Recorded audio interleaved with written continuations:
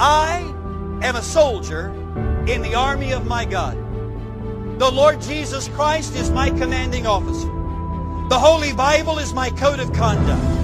Faith, prayer, and the Word are my weapons of warfare. I have been taught by the Holy Spirit, trained by experience, tried by adversity, and tested by fire. I am a volunteer in this army.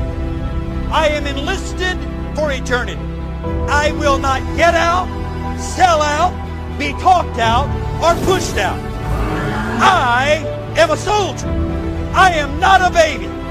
I do not need to be pampered, petted, primed up, pumped up, picked up, or pepped up, because I am a soldier. No one has to call me, remind me, write me, visit me, entice me, or lure me, because I am a soldier.